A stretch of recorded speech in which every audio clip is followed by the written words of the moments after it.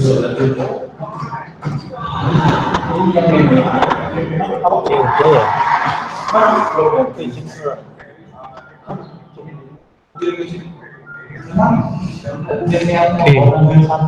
setelah itu kita buka projectnya, dokumen simple block.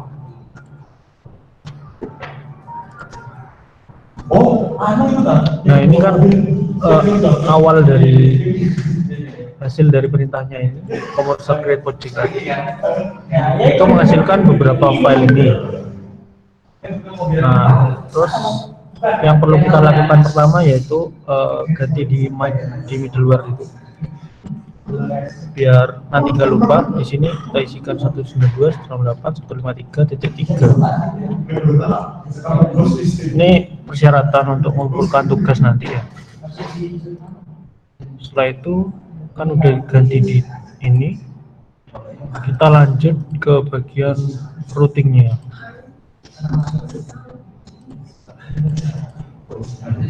Kita buka dulu.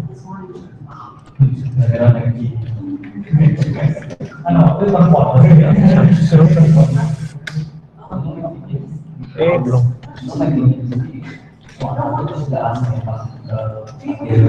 Nah sampai sini kita udah bisa buka grupnya.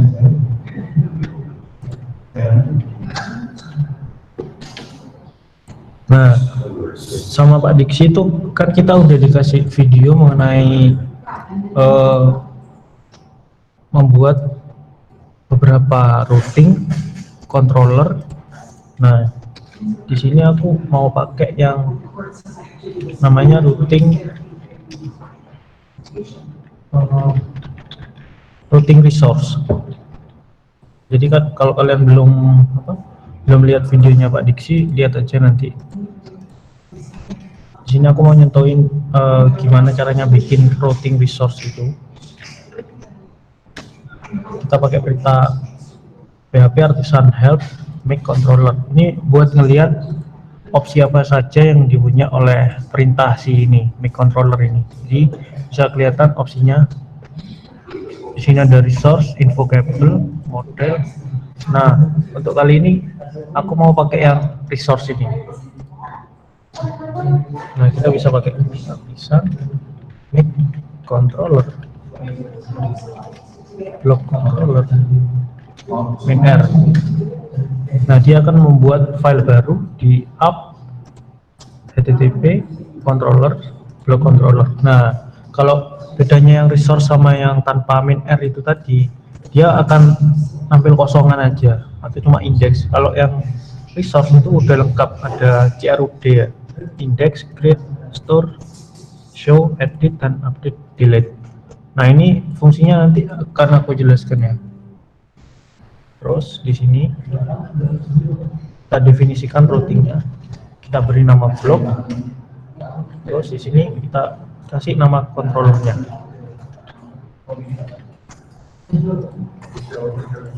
Nah setelah itu kita bisa nih akses /main block di sini.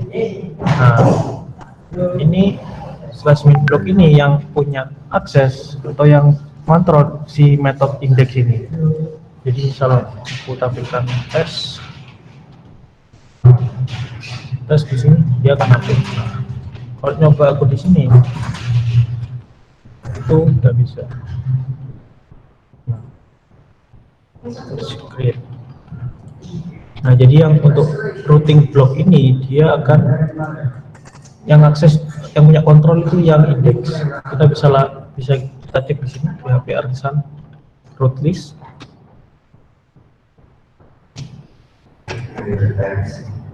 Nah di route list itu kelihatan kalau kita pakai resource itu akan nambah 7 routing yang baru. Yang blok tadi itu ini requestnya get, name-nya block.index, controllernya, metodenya yang dipakai index. Oke, kita langsung aja.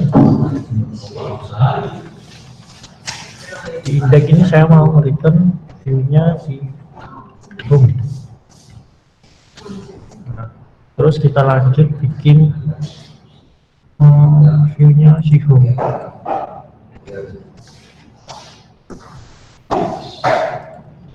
Di sini home.blade.fd.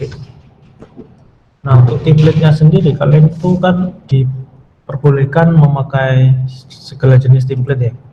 Di sini saya mau coba pakai template yang ada aja, pakai Bootstrap aja yang sederhana dulu.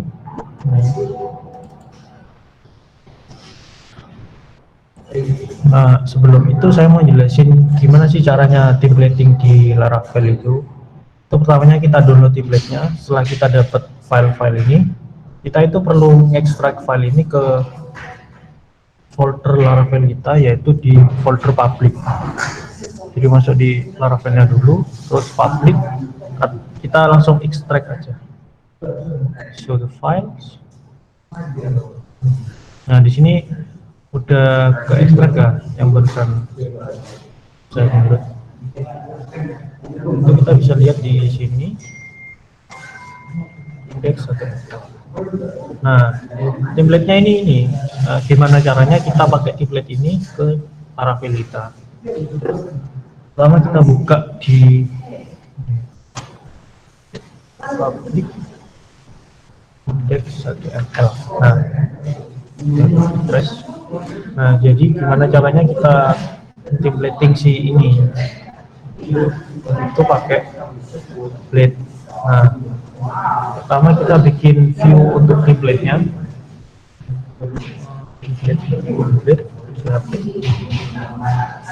Itu kita kopas saja semuanya template-nya.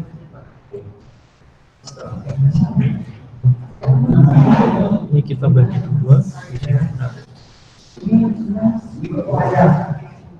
untuk memudahkan templating kita pakai ini ya, fold dan unfold, supaya lihat ini HTML-nya sampai mana gitu.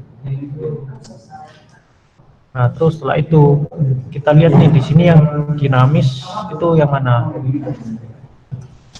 Maksudnya dinamis itu yang nanti kita akan berubah. Ada template ini kan nggak cuma dipakai satu kali aja untuk satu halaman. Nah, itu nanti akan dipakai untuk di beberapa halaman untuk create dan untuk nampilkan postingan ini.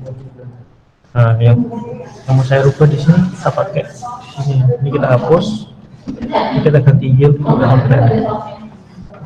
Oke, udah. Ini template kita. Terus mungkin di sini ada Python. Ini kita kasih judul ya. Atau ini maksudnya yield title ini dia kan nanti ini akan diisi oleh variabel title atau section title. Ini nilai defaultnya. Oke. Jadi kalau nggak ada defaultnya dia akan nampilin si blok ini. Terus langkah selanjutnya yaitu merubah ini si vendor, si CSS-nya. Ini kan statis ya. Itu kita perlu ubah di sini. Kita tambahin aset.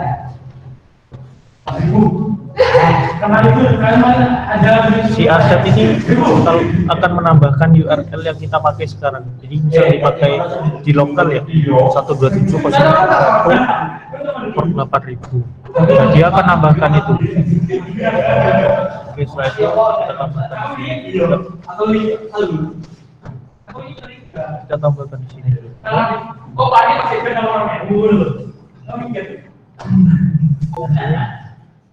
Terus JavaScript-nya juga sama.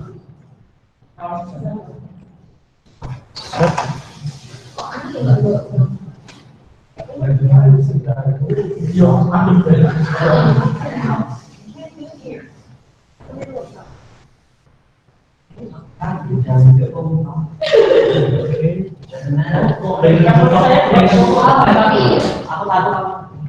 Oke, template-nya udah jadi. Terus untuk yang home. Nah, sekarang kan kita udah punya template dan punya view baru nih, home. Nah, gimana caranya pakai si template itu? Kita pakai template externnya. Nah, maksudnya yang di sini dia akan nge-copy filenya template ke dalam template ini. Terus di sini kan di template ada dua section tuh, ada yield title dan yield content. Nah, ini diisinya di mana? Diisinya pas di file-file baru yang extend template ini. Jadi kita isi di sini section title. Ini title ini ambilnya dari si yield ini. Dia nge-yield apa? Di sini kan yieldnya title. Nah, otomatis di sini saya pakai section untuk title. Blok. Terus kita di sini untuk section content. Kan ada dua yield, title sama konten ya. Nah, nanti si section content akan isinya itu akan ada di sini. Nah, setelah itu kita karena si section ini isinya lebih dari satu baris, maka saya pakai section dan in section. Nah, di sini yang saya paste itu yang saya hapus tadi. Saya ambil dari sini tadi, saya cut, terus saya save. Terus di controllernya kita return view-nya ini, nama view-nya kan home. Kita buka. Nah, dia kan masih tampilannya masih Laravel ya. Sedangkan yang di routing tadi itu namanya harus diakses pakai blok. Nah, udah sama aja. Coba kalau kita hapus di sini, dari ini.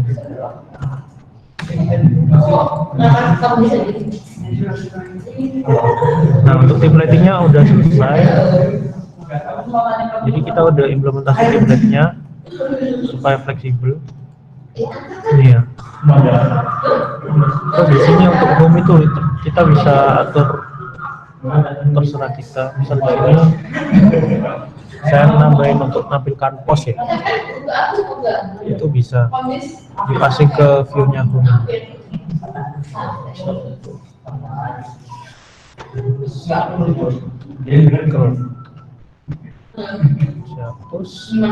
Terus di sini kan ada yang berulang nih, blog post. Nah, ini kan pasti nanti di looping sebanyak postingannya kan. Nah, itu saya hapus, saya sisakan satu. Oke. Setelah saya sisakan satu, saya biarkan. Terus yang nggak penting kayak pagination aku nggak pakai nanti di sini. Terus seperti sidebar itu yang di sini. Kalau kita zoom, nah aku kan nggak perlu ada ini kan. Nah, itu kita bisa hapus saja. Jadi kita ambil yang pentingnya aja.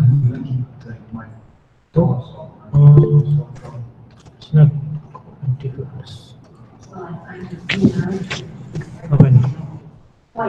Jangan cepet-cepet. Oke. Jadi kita masih tahap templating ini, soalnya banyak yang bakal di cover.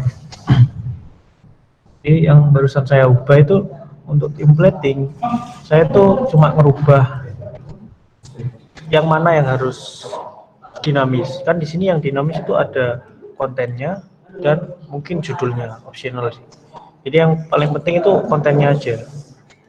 Terus kontennya itu nanti akan diisi oleh view baru yang nggak extend si template ini, si file ini. Nah, ini dia nggak extend template, terus dia ngisi sectionnya yang dari template ini, title. Terus di sini ada section konten. Kalau kita lihat source-nya, nah dia yang awalnya kayak gini akan keisi oleh si ini home block. Terus untuk back content itu diisi oleh si home ini. Jadi sini saya tambahin. Pemainnya ada. View dari home. Kita reload. Nah, itu ada ya. Jadi ini kontennya dari home yang extend si template ini. Oke, setelah itu dan di sini untuk menampilkan artikelnya ya. Kita reload. Nah, tinggal satu nih. Terus yang kita lanjut, tahap selanjutnya yaitu struktur datanya. Si Pak Diksi itu dia punya data seperti ini. Kita bisa lihat di sini di data JSON.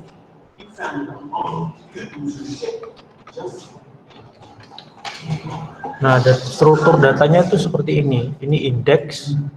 Terus ini untuk satu artikel, merepresentasikan satu artikel. Nah, itu kita perlu yang namanya tinker. Nah, kita bisa buat ulang untuk datanya. Misalkan kita bikin empty array. Terus di sini aku bikin array baru. Kita kasih lah title. Kita samain.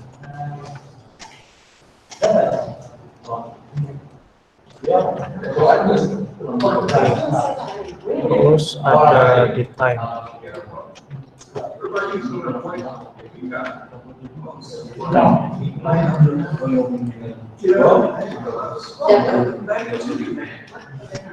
Terus ada autornya.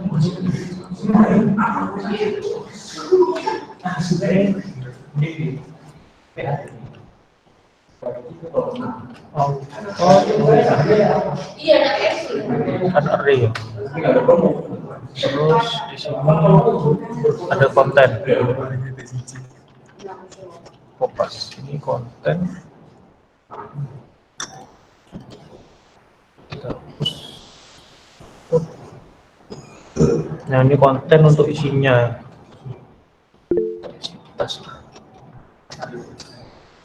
Terus setelah itu kita tutup array-nya. Nah, jadi yang barusan saya lakukan itu membuat struktur datanya. Jadi kan JSON itu nanti akan save si kontennya ini array menjadi string seperti ini. Nah, kita nanti bisa gunakan pakai JSON encode si array-nya. Nah, nanti akan jadi string seperti ini. Sama ini nanti. Oke.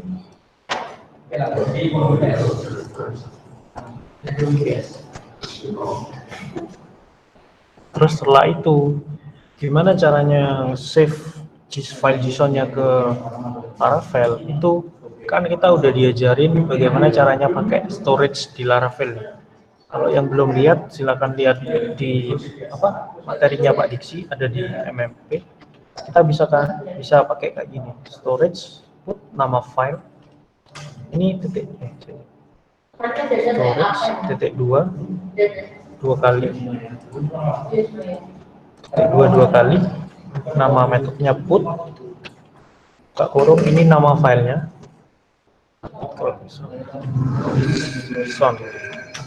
Nah, terus ini isinya yang mau dituliskan ke artikel JSON ini.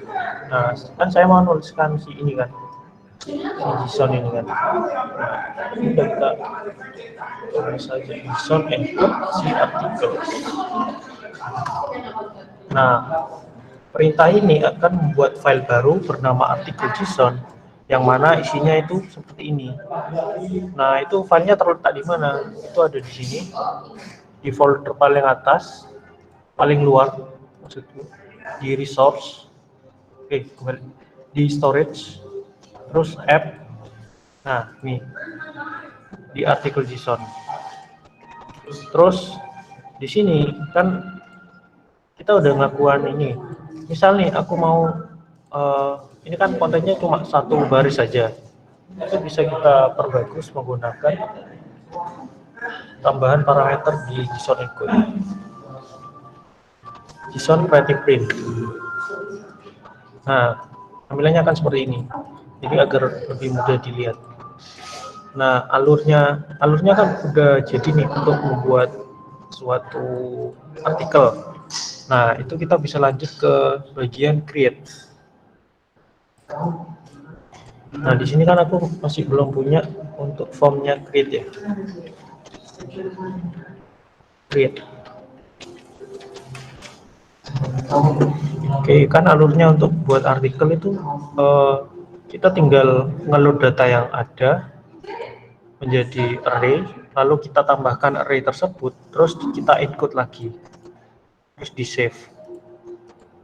Oke, kita lanjut ke bagian view-nya ya, di create. Oke, kontennya kita kopas saja dari home, terus title-nya aku ubah menjadi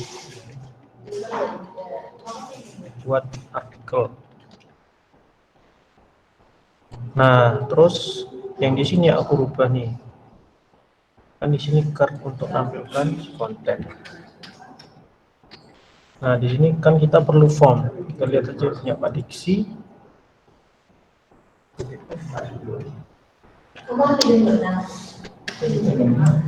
Itu kita lihat di menunya tulis artikel. Nah, dia kan punya judul, author, sama konten. Nah, udah kita bikin aja. Terus di sini kita isi actionnya, karena kita pakai root resource, kita bisa langsung pakai ini. Nah, ini name-nya. Jadi untuk membuat blog baru itu kita pakai root-nya yang ini, blog store ini. Jadi kita bisa pakai ini. Root. Nama routingnya apa? Nama routingnya itu blog.store. Kita ketik blog.store. Oke, udah. Terus kita isi metodenya yaitu post. Terus kita tambahkan di sini CSRF.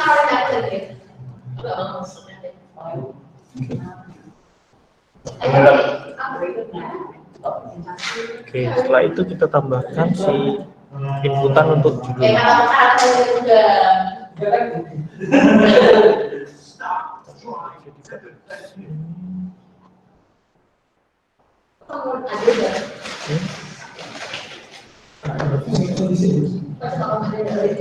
Untuk judul, author,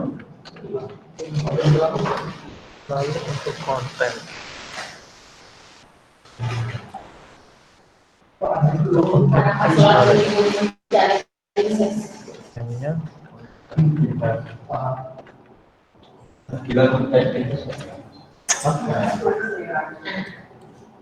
Ini judul, terus ini pengarangnya atau penulis, kita ketik aja author, terus for ini kita ganti juga ke author, ini juga ganti ke konten, dikasih aja ID-nya konten. Oke, jadi oke, setelah itu terus gimana cara melihat formnya? Itu kita bisa akses seperti ini, blog/create. Ini kan blog aja, yang akses index. Nah, kalau yang create itu yang punya akses si metode create ini. Jadi kita akses ke create. Oke, tampilannya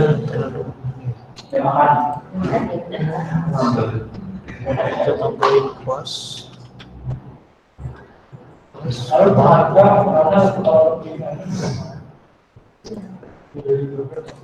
Oke.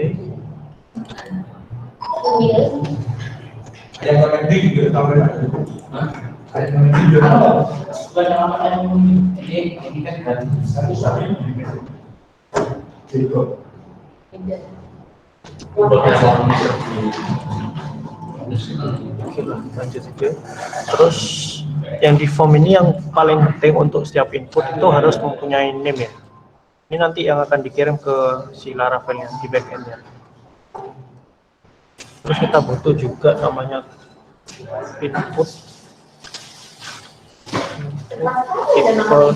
submit untuk buttonnya.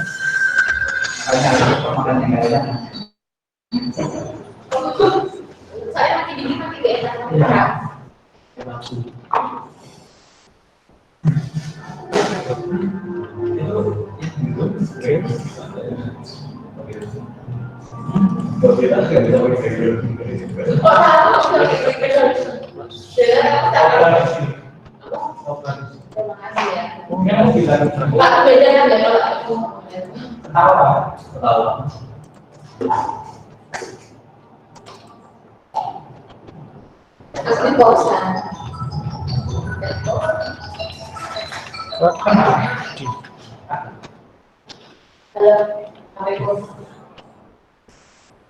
rubah ke atas. Oke, sudah. Nah, udah bagus.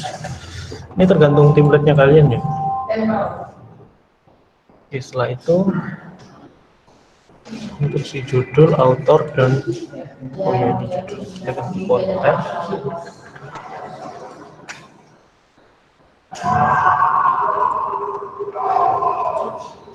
Nah, itu jadi kita lihat source-nya.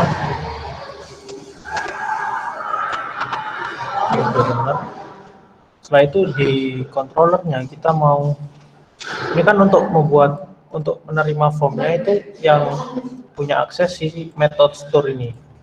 Jadi kita bisa lihat semua isi formnya. Coba kita debug dulu. Kita pakai dd request all. Kita lihat, kita isi aja. Terus buat klik. Nah, jadi yang barusan kita isi itu yang nge-handle si store ini, metode si store ini. Jadi di sini kita bisa akses atau kita bisa nambahkan ke file JSON-nya yang kita buat tadi. Caranya gimana? Pertama kita di file storage ini atau di class storage itu mempunyai namanya metode yang get untuk ambil nama filenya. Nama filenya kan si artikel sini. Kita tulis seperti itu. Kita lihat si variabel data ini apa isinya. Nah, ternyata sebuah string. Terus untuk menjadikan itu seperti array, kita perlu seperti ini.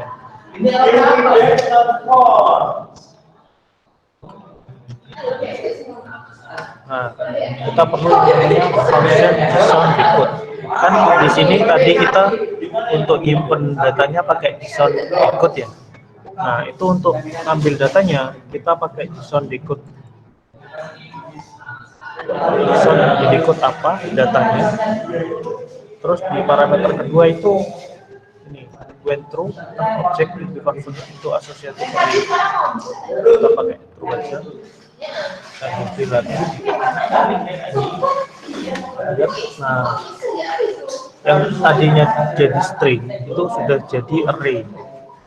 Dimana ini array multidimensi ya. Jadi ada array di dalam array. Terus key-nya itu ini. Oke, setelah itu untuk nambah artikelnya gimana? Di PHP itu ada yang namanya metode untuk array push. Itu untuk menambahkan array atau variabel ke dalam sebuah array. Jadi array yang mau ditambahkan itu mana? Terus array-nya apa yang mau ditambahkan? Sebenarnya di sini kita bisa tambahkan aja request all ini.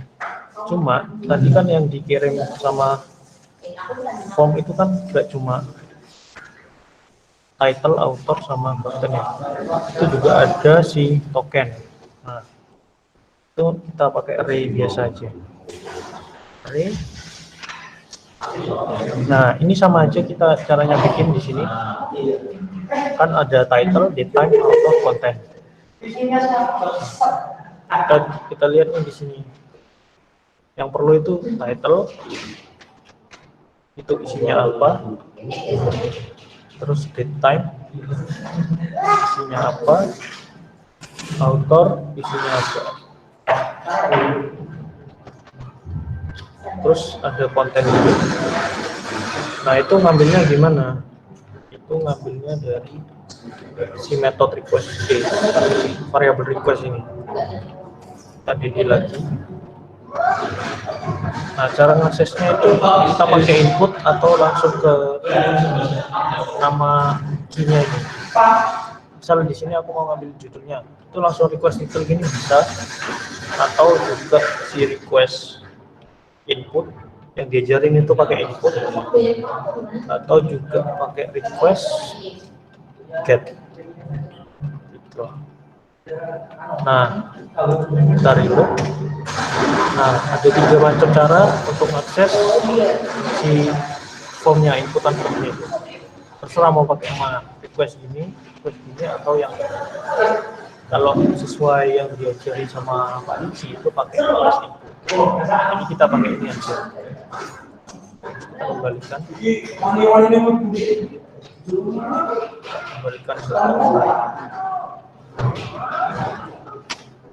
Nah, kan ada title, author, content.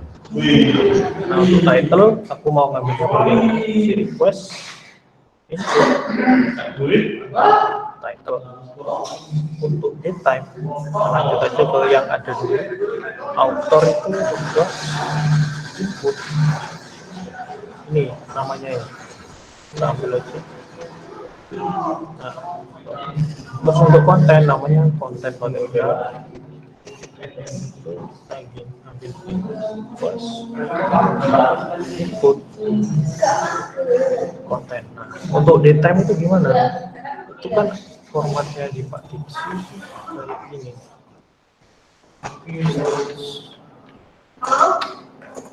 Nah, ini ada YMDHIS. Itu format basic, kita bisa gunakan function di PHP yang namanya date. Kita bisa masukkan seperti ini. Y untuk tahun, M untuk bulan, D itu untuk tanggalnya. Terus di sini H itu untuk jamnya, I itu menit, S itu detiknya. Oke, sampai situ sudah. Kita lihat nih, kan sudah ditambahkan tuh si array-nya yang bulat tadi. Itu kita bisa lihat hasil yang ditambahkan pakai DT. Nah, jadi yang awalnya di sini cuma 1, setelah di push itu nambah konten baru di sini. Sampai sini bisa dipahami ya. Ini masih belum di save.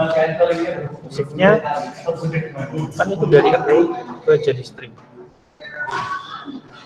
Kita bisa pakai storage put terus bisa.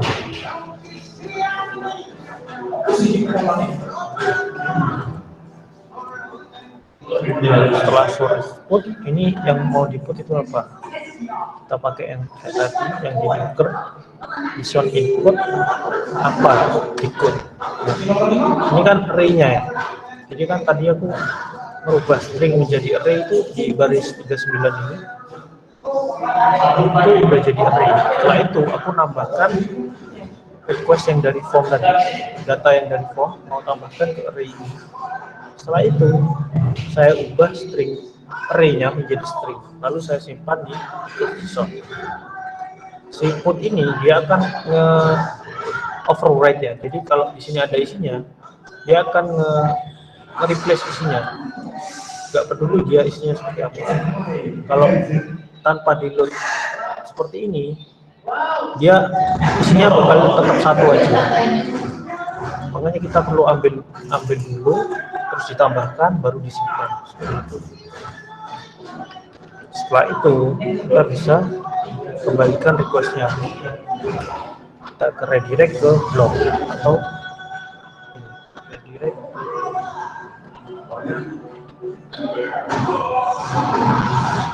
ke nama blog index atau pakai redirect slash blog. Mau pakai yang ini, yang pakai nama routingnya, atau yang pakai ini, terserah kalian. Nah, setelah itu kita rubah lagi. Nah, ini kan kita masih belum nampilkan ya, tapi di filenya itu udah ketambah.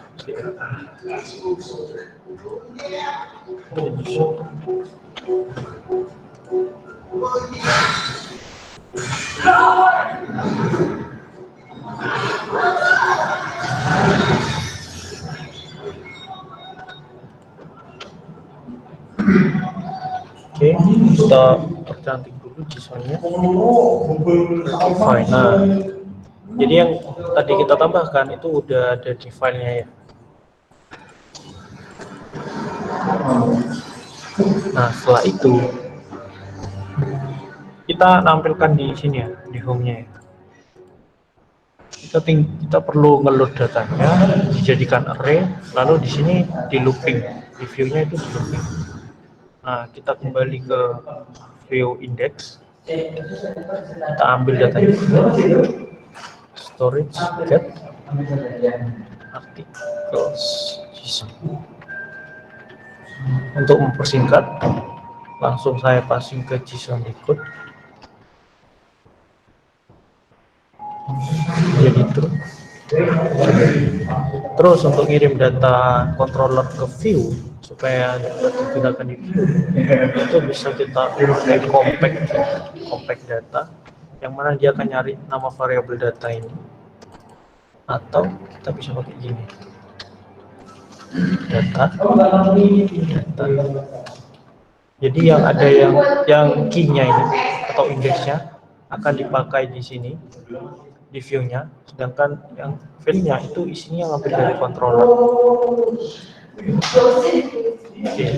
Setelah itu kita lihat dulu datanya seperti apa untuk memastikan. Nah, datanya sesuai yang kita harapkan menjadi array. Lalu di view-nya itu tinggal di looping. Di sini kita pakai directive for each, itu bawaan dari Laravel.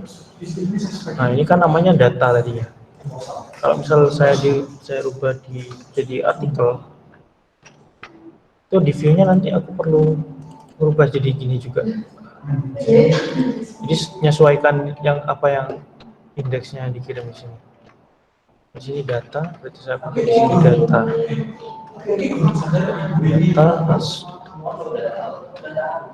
atau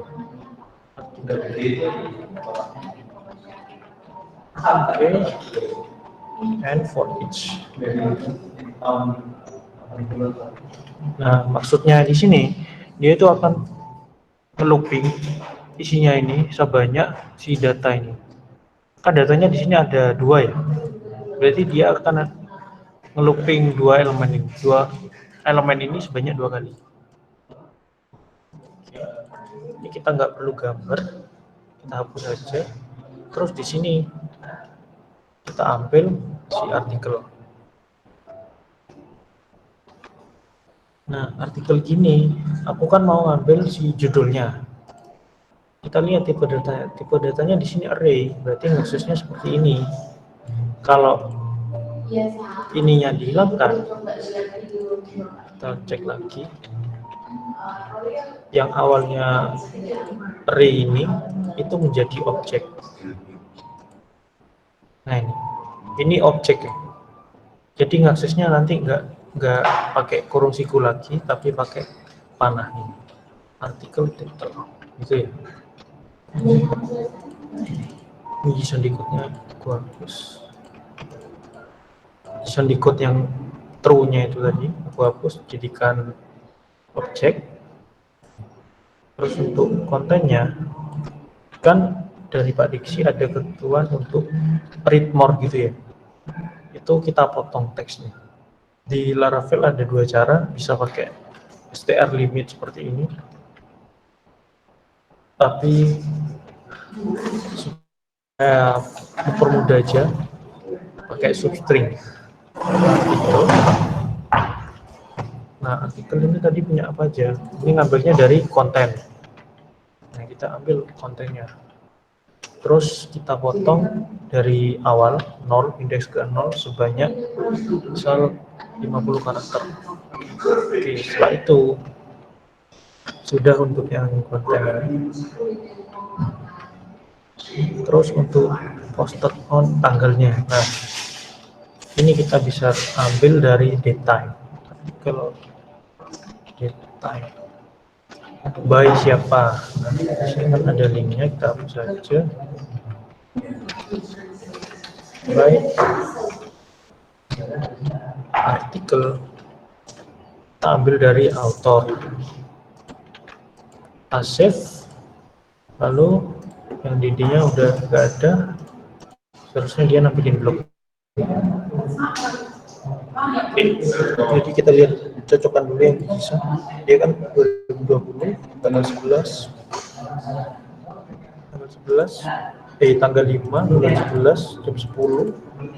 Nah ini sama kan, tim.net. Terus yang kedua latest 2.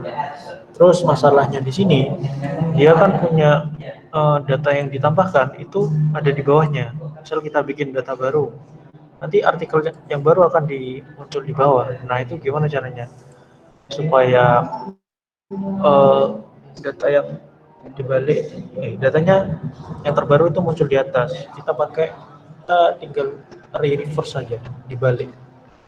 Jadi yang terbaru kita ambil, taruh ke atas. Nah, harapannya yang tes ini akan di atasnya si kebocoran ini. Nah, jadi yang terbaru akan muncul yang di atas. Terus kita lanjut gimana caranya si read more ini. Si read more itu kita bisa ngakalin pakai indeks di Laravel.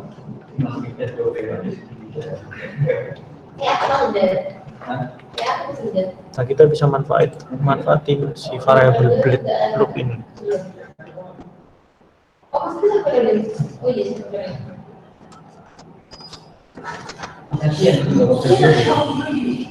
Nah ini, kita bisa ngambil indeksnya aja sebagai ID postingannya. Jadi di sini itu kita bisa pakai metode root, terus nama untuk menampilkan blognya itu yaitu ini ya, nih, get blog show. Nah ini untuk menampilkan detail artikel atau kontennya, kita bisa pakai namanya ini blog show. Terus di sini dia membutuhkan parameter ID-nya, ID artikelnya berapa. Nah itu kita bisa pasangkan di sini sebagai array atau sebagai variabel langsung. Itu ngambilnya dari loop index. Nah ini. Kalau di Laravel itu kita nggak perlu pakai i ya, bisa pakai loop ini, bisa pakai loop ini index. Jadi di loop ini macam-macam, bisa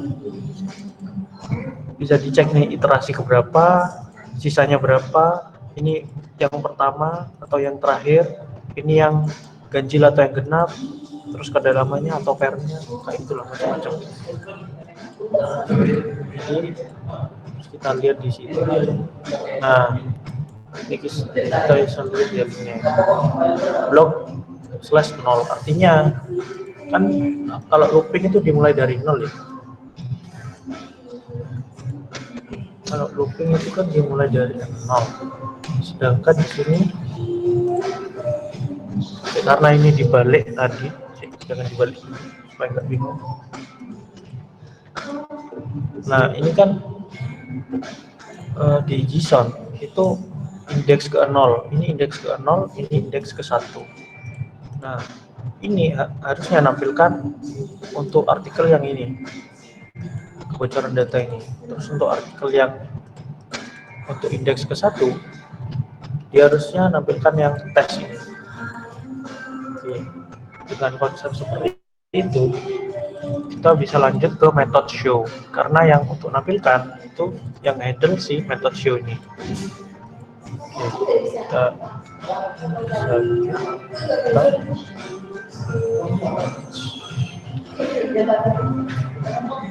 kita bisa kita pasang ke JSON berikut.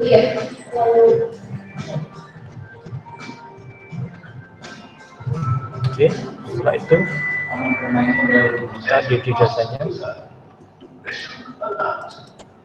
Ini harusnya nampilkan atas. Nah ini datanya, data yang dari artikel tadi. Nah itu aksesnya gimana? Aksesnya kan kita udah dikasih indeks satu, otomatis kita tinggal ngambil aja dari indeksnya. Kita dd data, cara akses array dengan indeks tertentu kan pakai kurung square. Kita tinggal aja pakai id. Nah kan udah dikirim nih sama Laravel si id-nya. Kita ambil, harusnya si controller ini akan menampilkan si tes ini aja. Kita coba reload. Nah, jadi untuk indeks ke satu itu menampilkan yang ini, data dengan indeks array ke satu. Udah kita tinggal filter view-nya aja, detail, terus kita kirim sebagai artikel data indeks. Nah terus misalnya datanya ternyata nggak ada di filenya, misal keempat, nah itu kan nggak ada maksudnya. Kita bisa nambahin di sini if data id atau tambah aplikasi aja. Kita bisa tampilkan halaman 404. Nah, untuk indeks keempat kan nggak ada. Oke, di sini nggak bisa ya data atau set. Ini nampil 404. Oke, di sini kan kita bisa persingkat seperti ini di Laravel. Jadi ini ada dua metode tambahan untuk abort if. Jadi dia akan batalin requestnya ketika dia memenuhi kondisi yang ada di sini. Set data ID. Terus ini kodenya. Kode HTTP-nya 404. Kita bisa hapus. Jadi yang awalnya 3 baris ini kita bisa persingkat jadi 1 baris. Oke, abort if not accept data dengan indeks ID. Bahasanya sama aja. Karena di sini ada negasi, kita bisa pakai namanya abort unless. Abort unless.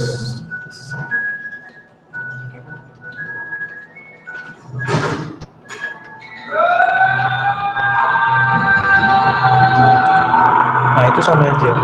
Ini maksudnya gimana? Abort unless ini kebalikan dari kondisinya ini. Dia akan membatalkan requestnya ketika ini tidak terpenuhi. Abort unless. Jadi sama aja sih. Pakai if atau pakai abort tuh terserah kalian.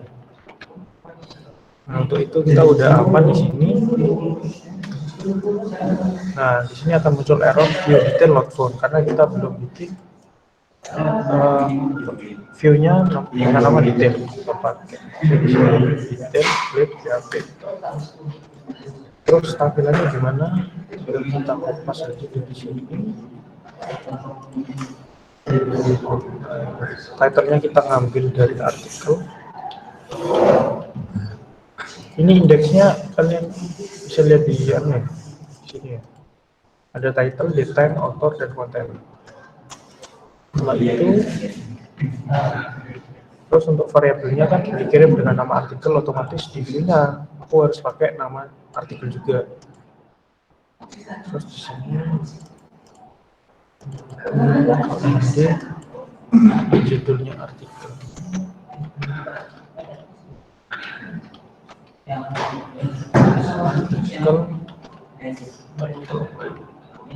Oke, di formnya dihapus, kita P aja.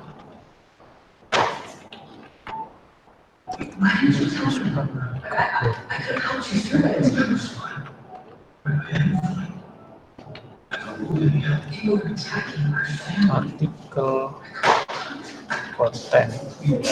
Oke, sini reload. Nah, udah muncul nih. Tampilan kita perbaiki.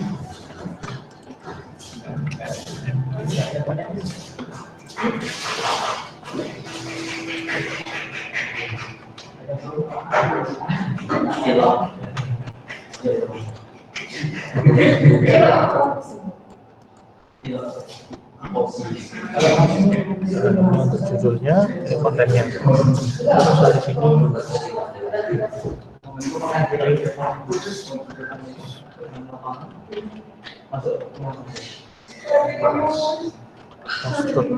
kita tampilkan tanggalnya, time,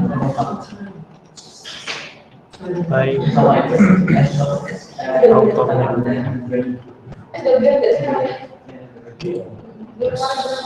Kelihatan semua. Terus kita tampilkan button untuk kembali atau edit.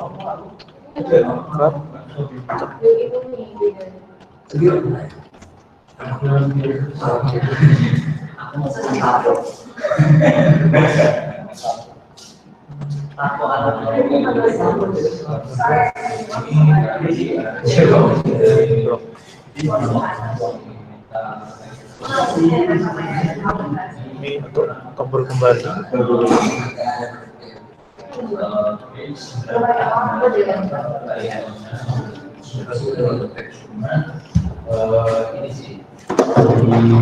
Oke, di sini ada tombol kembalinya ya.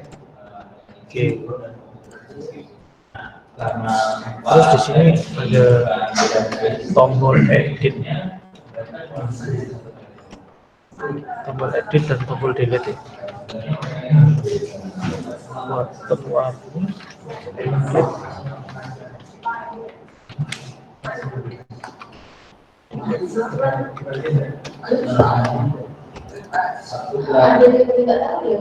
Block destroy.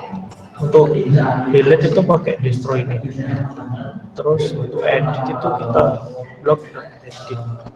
Terus kita perlu ID-nya, artikel, ID-nya. Karena ID-nya belum dikirim. ID yang di URL ini kita kirim juga ID-nya. Seperti ini. Nah, ini ada error. Untuk destroy ya butuh ID juga sama kayak edit.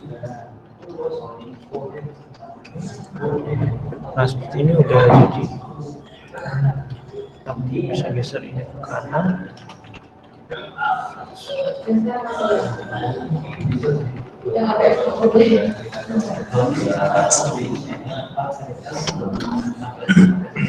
Div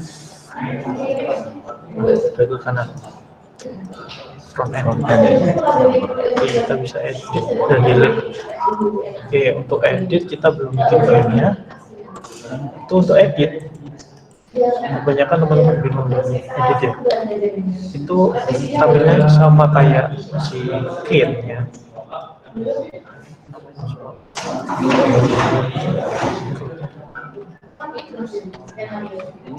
Ini kita copy saja dari create-nya untuk edit. Kita paste.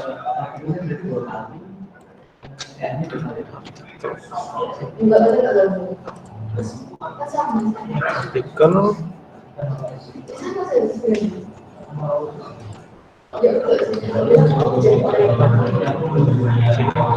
Terus untuk yang edit itu postnya kemana? Ngepostnya itu di update blog.update ini blog update ini. Metodenya itu put atau patch. Di sini saya perlu nambahkan add method. Itu put atau patch. Dit, mau nanya Dit. Iya terus. Dit, gimana? Dit, mau nanya Dit. Iya gimana Andra? Dingka ini kayaknya. Apa dah? Itu apa dah? Ganti metode delete apa? Metode itu kan? Kalau custom method itu di Laravel harus pakai add method ini ya. Method terus namanya apa? Kalau delete apa namanya? Kalau delete ya namanya ini. Kita lihat di metode ya. Oke, sip. Oke, sip. Ini karena ngerubah kita pakai put atau patch. Untuk perubahannya perbedaannya put atau patch itu apa kalian bisa cari di Google aja. Terus kan untuk edit otomatis formnya udah ada isinya tuh. Nah kita bisa pakai di sini tambahkan value-nya artikel, judulnya itu title. Terus untuk author itu ngambil dari artikel author. Terus si update ini perlu ID, perlu identifier supaya tahu yang dia update itu apa. Ya ini ya, kan dia sama kan. Perlu itu kita perlu ngirim ID juga. Tor, terus konten itu kalau text area ada di antara ini artikel update konten ini kita edit untuk simpan. Oke, sampai sini itu udah viewnya. Sekarang kita ke controllernya untuk edit ya. Itu kita return view si edit. Terus kita perlu kirim ID dan artikel. ID artikelnya data ID lagi. Data ID kita kopas aja sih.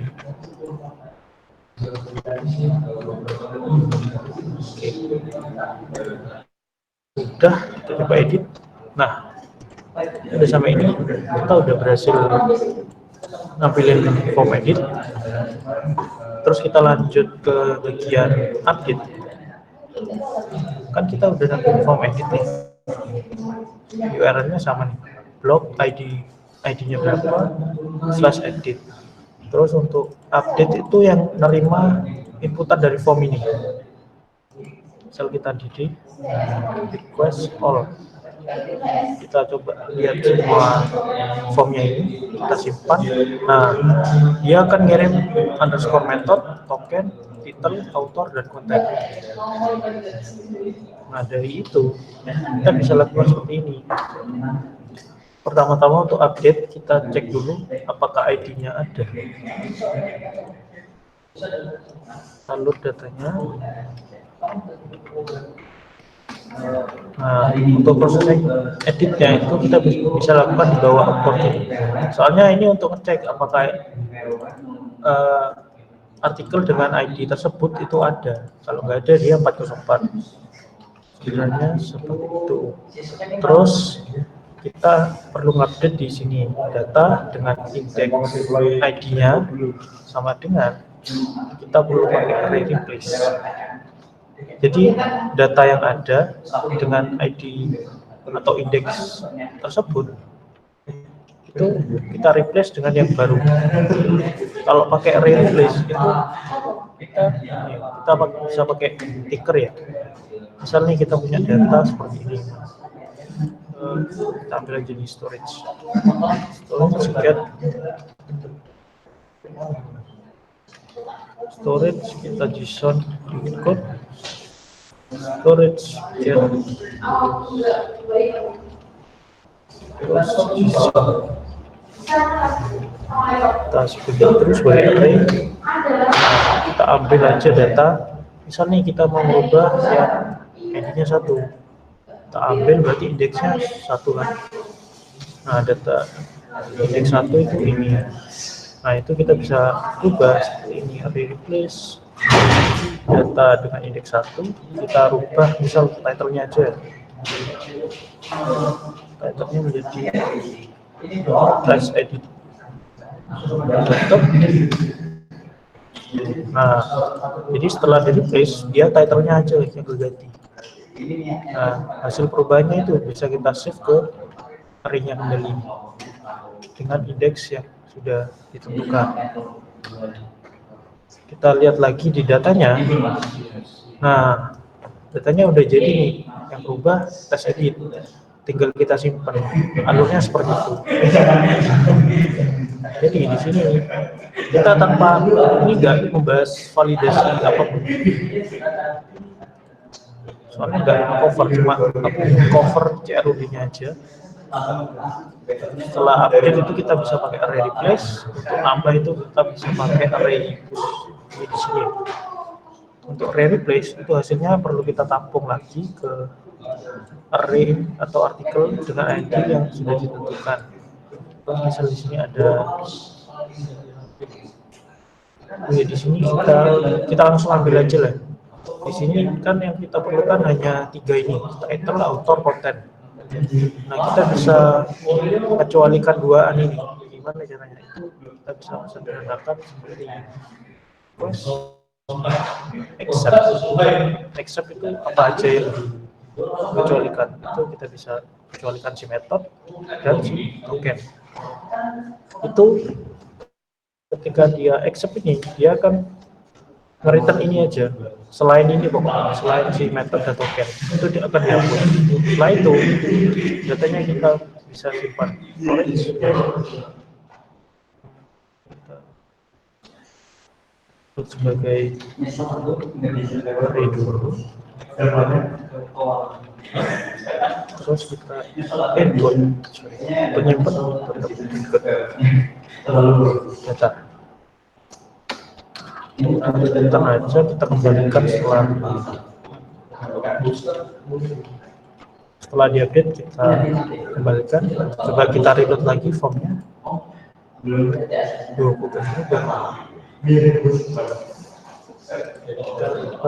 Kita edit. Nah, udah di sini kita editnya. Berarti kita tinggal kerjakan yang delete ya.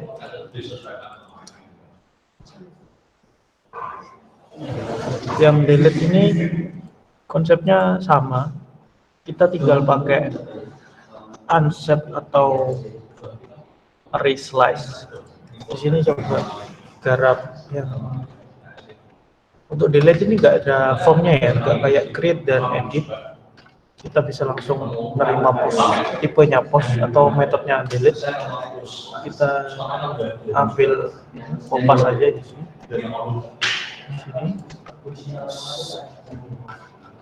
Terus kita kita bisa pakai yang namanya array slice.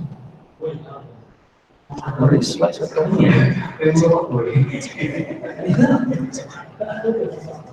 kita bisa pakai array slice atau array splice. Oke, ini ada dua bedanya. Ini pokok gimana caranya menghapus item dari array. Sederhananya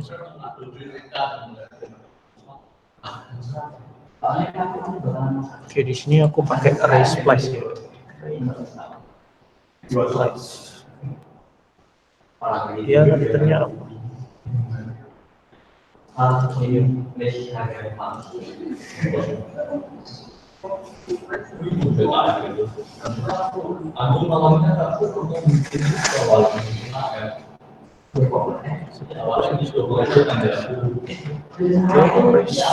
Slice datanya apa, terus indeksnya, terus sebanyak 1. Jadi dia ngapus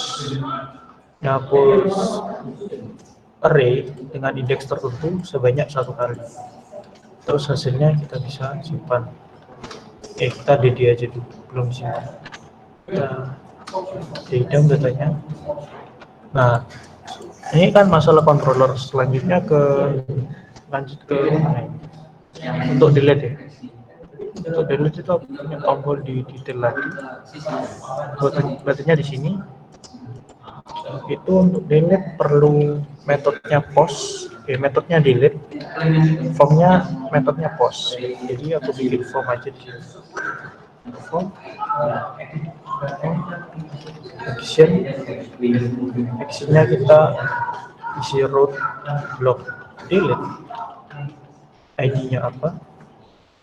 Setelah itu metodenya itu post. Sama seperti update tadi, tapi kita membutuhkan yang namanya metodenya delete. Terus kita tambahkan CSRF. Udah seperti ini aja. Terus saya ngakalin di sini gimana cara submit form, tapi buttonnya di luar form ini. Itu kita bisa pakai seperti itu. Type-nya submit. Kita hapus ref-nya. Submit. Terus ada tambahan atribut baru form. Itu membutuhkan ID formnya, kita tambahkan di sini. Delete. Kita masukkan ID-nya yang sama di sini, from delete, dan sampai sini. Kita record dulu. Oh, belum delete file. Oh iya, sorry. Untuk delete itu nama rootnya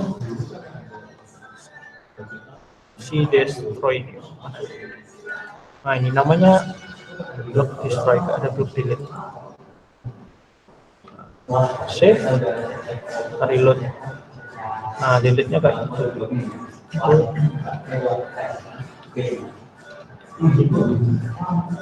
Oh iya ini, ya salah, tag-nya salah.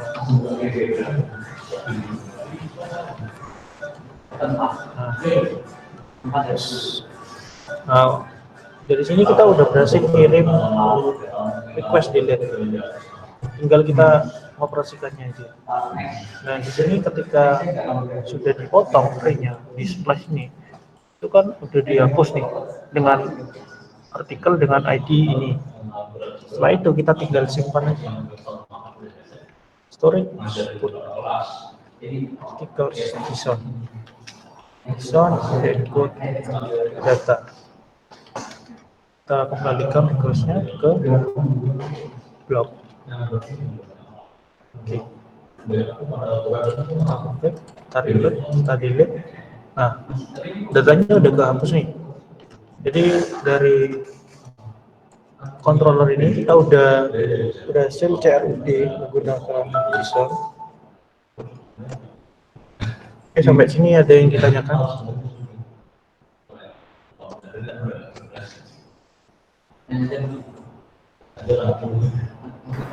Aku harap takon dik. Iya langsung aja. Ini punyaku tuh kan toh kemarin nyoba bareng sama Mil buat situ punyaku dekat kayak nge-freeze gitu loh, nggak bisa ditambah-tambahin meskipun diubah. Data-datanya nggak mudah ya? Ya kabeh koyo apa nih yo, misal aplikasi ini ngono koyo nge-freeze ngono lah, tambah itu gak ngerubah, misal tambah tombol gak ngerubah. Nah terus aku kirim source code-ku nang Mil. Nah, aku kira-kira apa ya? Apa komposernya? Apa laptopnya? Ya ceplek di komputer orang lain bisa berarti ya komputermu sih bermasalah. Mungkin masalah permission, tapi di Windows sih jarang masalah permission. Biasanya di Linux kurang tahu bisa oleh masalah teknis kayak gitu. Yang penting untuk nambah di delete itu pastikan decodingannya itu kayak gini. Pastikan berhasil dulu. Kalian nyobanya di Tinker ini ya. Iya, Supaya mempercepat daripada bikin controller dulu, itu lebih enak pakai si ini Tinker. PHP artisan Tinker. Nah, untuk kita bikin datanya seperti ini, terus kita coba delete, splice articles dengan indeks 0 sebanyak 1. Kita lihat si artikel. Nah, artikelnya udah kosong. Ini untuk delete aja. Coba aja di ticker ya. Kalau berhasil berarti masalah di controllermu, bukan komputernya. soalnya ada pak. Aku nambah tombol, tambah artikel ini ya. Tak keluar nih aku, tapi nang Mil keluar. Berarti hal sederhana itu hal CRUD. Hal sederhana itu gak keluar. Sedangkan dek Mil keluar, mari dikirim gitu. Dia Mungkin lancar ada nang salah. Tanya Omil aja. Mungkin Mil ada. bisa. Nggak ada kayak gitu. Apa? Iku fileku wis tak kirim nang Mil ngono. Nyoba fileku Mil lewat laptop PDE ngono. Satu file cuman beda laptop nyoba. Nang aku kok nge-freeze lah gak iso apa-apane maneh. Kan nang Mil ya gaya fileku ya iso wae lancar. Create lancar. Oh ya coba di Mil aja wis. Oke, ada yang lain?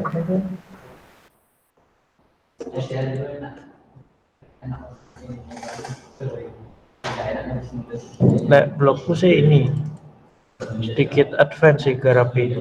Soalnya pakai storage sama collection daripada array kayak tadi. Kodenya ada di GitHub, tapi tak private.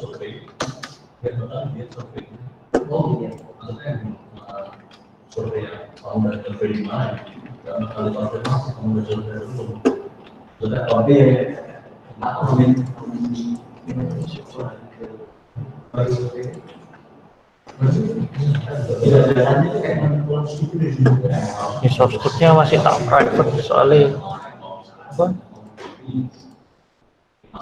Ya nanti kalau UTS tidak sama kan, ya gak enak sama dosen. Nah, file yang penting di artikel ini. Soalnya di controllerku cuma kayak gini tuh. Controller ini kayak gini tuh. Untuk store tinggal artikel create. Ini bukan Eloquent tapi JSON. Kelasnya untuk JSON kayak ini. Find by ID di update. Terus delete tinggal delete gitu tuh. Mungkin setelah base-nya UTS tak public.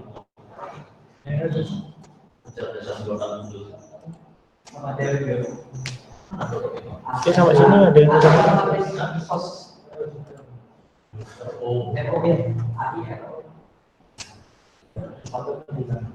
terus di sini ada ini aku pakai Summer Node. Mungkin sedikit kompleksnya ini, tapi ya bisa dilihat aja source code untuk edit ini. Kita pakai gini. Saya tahu kontrol kali. Save.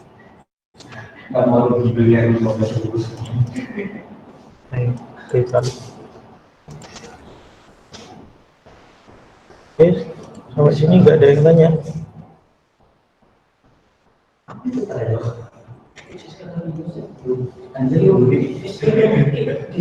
Nggak ada yang tanya, mungkin bisa tak tutup. Itu cara uploadnya Dit agak susah juga nih, bingung. Oh iya, upload ya. Kalau upload ini TI ya, itu sing bingung ini apa nih men? Pas loginnya atau nyetingnya?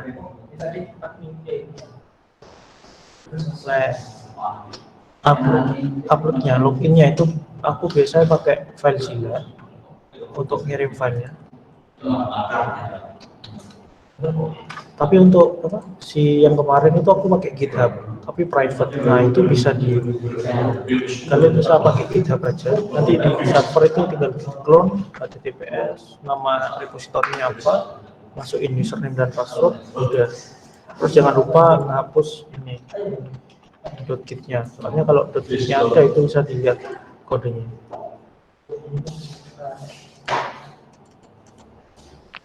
Terus untuk lebih gampang sih, kalian tinggal drag and drop yang diajarin Pak Diksi pakai FileZilla. Untuk TI itu SSH, portnya 22202, terus NIM-nya. Oh iya, passwordnya enggak, passwordku produk ribet, tak ganti soalnya. proxy@proxy.info.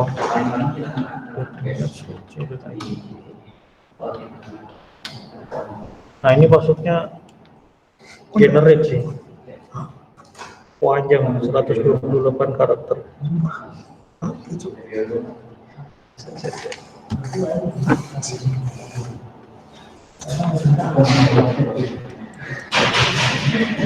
Ya pokok aku gak demonstrasiin, pokok yang penting tadi itu untuk uploadnya yang kalian perhatikan tuh di filenya ganti proxy itu up http si middleware terus trust proxy sini.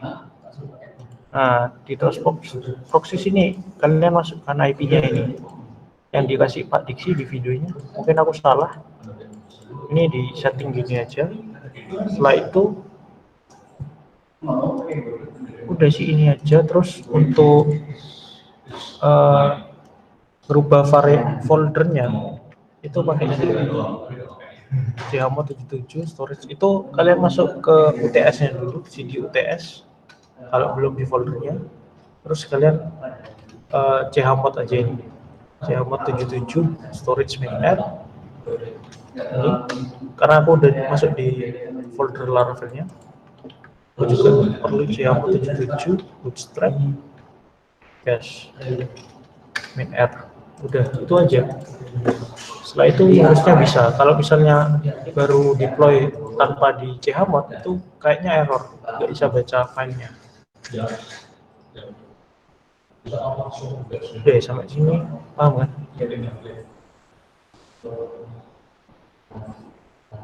Kalau sudah gak ada yang tanya, tak tutup ya. Mungkin sekian sharing kali ini. Mohon maaf kalau ada salah kata.